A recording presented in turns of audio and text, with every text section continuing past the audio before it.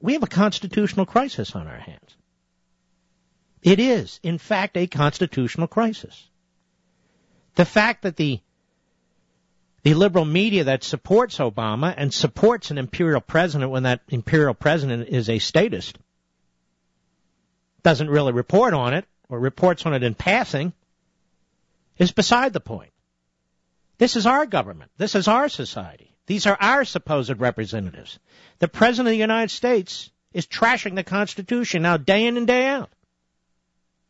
I told you yesterday that it appeared he was planning to make appointments, presidential appointments, requiring Senate confirmation by bypassing the Senate, by pretending that the Senate is not in session. And he would do this by violating a traditional practice that has been going on for decades and decades and decades. Philip Kirpin is a great guy. He's been on this program before. He's the Vice President of Policy, Americans for Prosperity. He explained it this way on Fox News. We find that not only was Obama kidding in 2008 when he basically criticized Bush for what he said making recess appointments, he recently used one to ignore about 20 provisions of the omnibus spending bill. But Obama also believes he can decide for himself that the Senate is in recess when it's not. Overturn at least a 100-year-old precedent and bypass the Constitution's advice and consent requirement.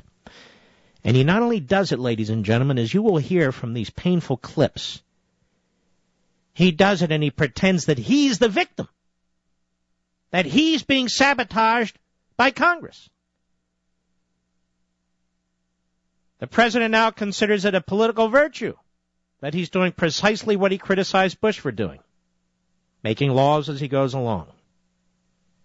Now Obama says, I refuse to take no for an answer when Congress refuses to act in a way that hurts our economy or puts people at risk. I have an obligation as president to do what I can without them. Ladies and gentlemen, that is a forthright statement of a dictator. I have an obligation to do what I need to do without Congress? What about the Constitution?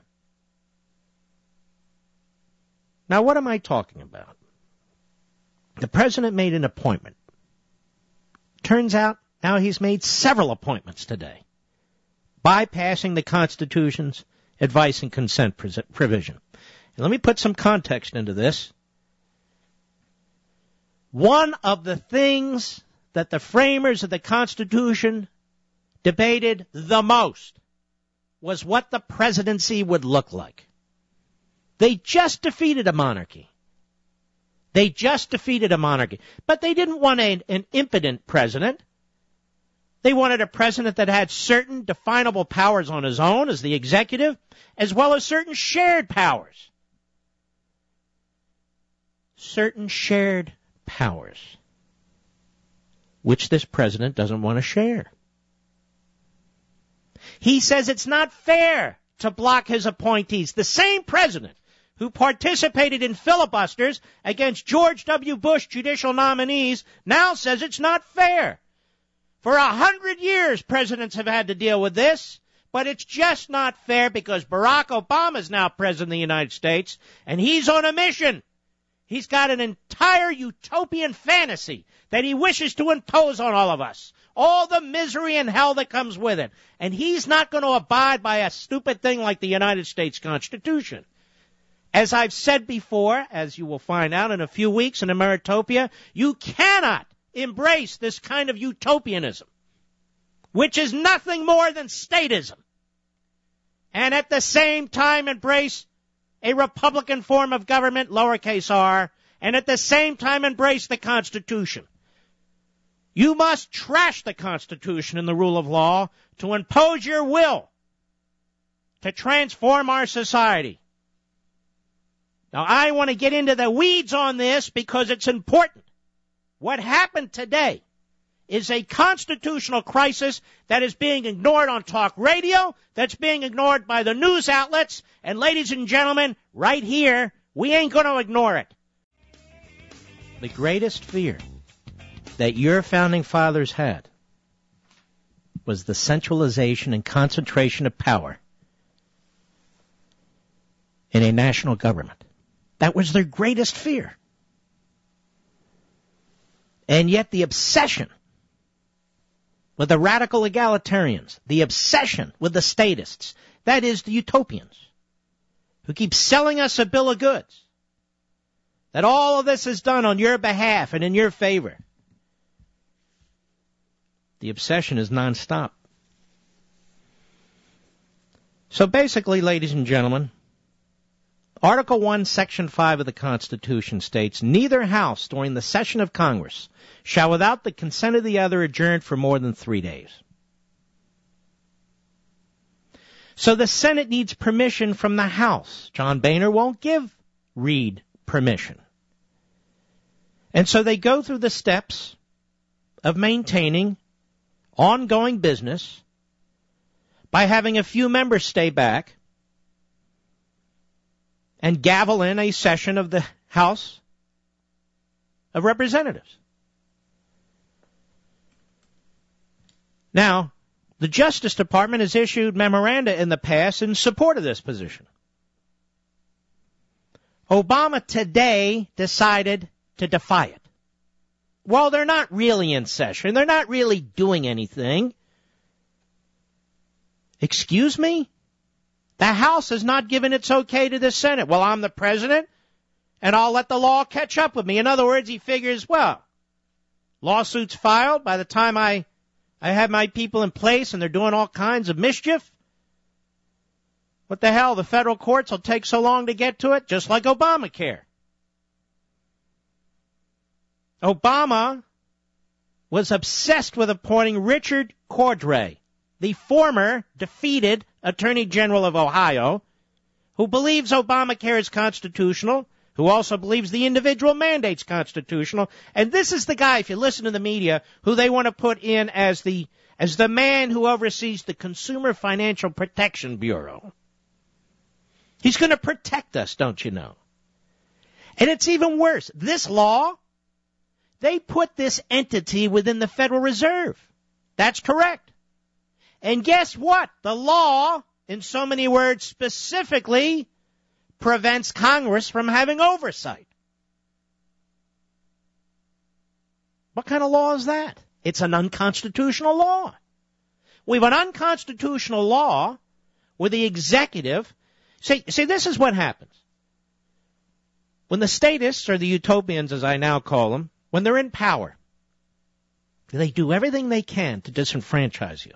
They set up more and more massive bureaucracies. They do not want Congress having oversight because they won't always control Congress. So they set up these so-called independent entities with independent budgets. No oversight.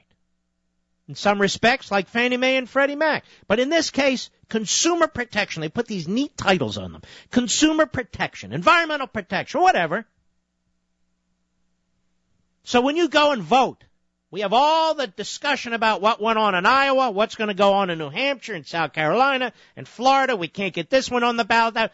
Do you understand what's happening? These people, when they're in power, even for a temporary period of time, they are altering the structure of our government.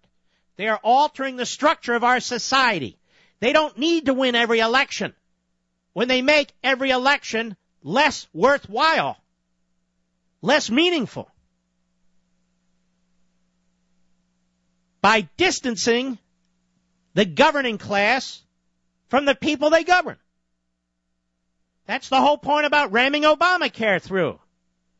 They want it in place. Temporary politicians creating permanent change to our lifestyle, to our liberty, to our private property rights. Gutting the Constitution of the United States. You cannot be a liberal, a statist, a utopian, and embrace the United States Constitution. I'm going to prove it to you. How much time do I have, Mr. Producer? Wilson. Woodrow Wilson. You've heard a lot about him. What do you know about him? Before he became president in 1908, he gave a remarkable speech that's in Ameritopia. And he said, among other things, the president is at liberty both in law and conscience to be as big a man as he can be. His capacity will set the limit. And if Congress be overborne by him, it will be no fault of the makers of the Constitution.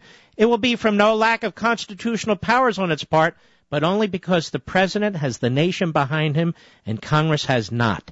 These are the words of a dictator.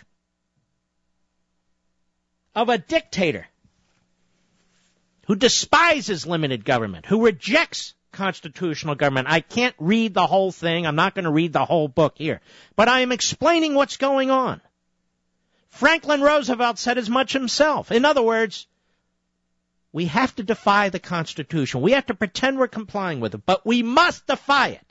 Because these checks and balances, these divided powers, state sovereignty, individual sovereignty, they have to go if we're going to advance our ideals. I'll be right back. This president has surrounded himself with czars to avoid the advice and consent provision of the Constitution for the Senate. His Justice Department is challenging every effort by every state to reform and update and tighten their voter ID laws before this crucial election. This administration is refusing to comply with federal immigration laws through administrative policy and practices. It is affirmatively allowing illegal aliens not only to stay in this country, but they have to actually commit crimes before they'll even consider deporting them. The Defense of Marriage Act, whether you believe in it or not, was passed by Congress, signed into law by President Clinton, and this president has decided it's not constitutional. He won't enforce it. The Omnibus Appropriations Bill signed the other day. He made it clear he will support the provisions of this federal budget law that he agrees with, and he will ignore the provisions that he does not agree with. And now he's making presidential appointments bypassing the advice and consent provision of the United States Constitution and over 100 years of tradition in its application. And he wants you to believe that he's fighting the good fight for you, the people. Now, you see, he doesn't believe in the Constitution. You can't be a radical leftist and believe in the Constitution. You can't. No, you can pretend, living, breathing, we understand. Penumbras, whatever that is. But that's what he's up to. Here's what he said today. You're not going to believe this. At Shaker Heights High School in Ohio, he goes to all these high schools on our dime campaigning. Let me suggest, why don't you try to go to your local high school, you Republican and conservative activists, and see if they'll let you in the front door to campaign. Not for a second. He abuses and violates every tradition that presidents have followed. And he's gone too far. Here he is today. Shaker Heights High School, Ohio, cut 4, go. But when Congress refuses to act, and as a result hurts our economy and puts our people at risk, then I have an obligation as president to do what I can without them. I've got an obligation. Stop. There you have clapping seals. Stupid people clapping for their own demise. Take us back to the beginning, Mr. Producer. Clapping for their own demise. They think this is a party thing. They think this is a liberal conservative thing. It's a constitutional thing. Go ahead. But when Congress refuses to act, and as a result hurts our economy and puts our people at risk, then I have an obligation as president to do what I can without them. Stop. So he has just said, you heard him say it, when Congress refuses to act, and Congress refuses to act all the time, ladies and gentlemen, regardless of who the president is or which party controls Congress. And as a result, he says, hurts our economy, excuse me, and puts people at risk, whatever he's talking about, I have an obligation as president to do what I can without them. He's just told you that he's rewritten the responsibilities of the President of the United States. This could be coming out of the mouth of Hugo Chavez, of Fidel Castro, of any two-bit banana republic dictator on the face of the earth. If the legislature won't act and do what I need it to do, then I have an obligation to act without them. Really? Benito Mussolini, ladies and gentlemen. Go ahead. I've got an obligation to act on behalf of the American people. Stop. How do we know you're acting on behalf of the American people? Because you say so? We have a system in place to make sure the American people are being acted on behalf of. You, one person, don't get to make that decision on your own. And besides, you never act on behalf of the American people. You act on your own behalf. Go ahead. And I'm not going to stand by while a minority in the Senate puts party ideology ahead of the people that we were elected to serve. Stop. The Senate was set up so that a minority can slow down the process. Just as the Democrats did day in and day out under George W. Bush, under his father, under Reagan. It's to slow the process down. But Obama's in a hurry. He wants to destroy this country at a breakneck speed. He hasn't done enough, apparently. And besides, I just explained something that Mr. Constitutional Professor should already know. The provision of the Constitution, Article 1, Section 5, says neither house during the session of Congress shall, without the consent of the other, adjourn for more than 3 days. The Republicans control a majority in the House of Representatives, and they have not agreed that the Senate should adjourn. So even in this, he lies and deceives. The point being that a majority in the House has told the Senate that it cannot adjourn. Go ahead, Mr. Producer. With so much at stake, not at this make-or-break moment for middle-class Americans. We're not going to let that happen. He's not going to let it happen. He's doing it for you, and you don't even know who he's appointing, do you? So guess what? After he did this, he decided to do more of it. There are 3 vacancies on the National Labor Relations Board. You remember that board that was trying to stop Boeing from building a plant in South Carolina? That board that is totally and completely out of control and in the back pockets of the union bosses? Congress gives its advice and consent, or it rejects nominees. That is, it doesn't give its consent. It's not there as a rubber stamp. What Obama's saying is, if you're not going to approve who I send to you, I'll appoint them anyway. Have you ever heard of anything like this? Nobody has. Nobody. Nobody. This guy makes Richard Nixon look like a passive office holder, withholding funds, declaring laws unconstitutional and refusing to enforce them, appointing czars, refusing to uphold voter ID laws to ensure the integrity of our voting system. And now this, unilaterally appointing people to positions where the Constitution says he doesn't have the power to unilaterally appoint.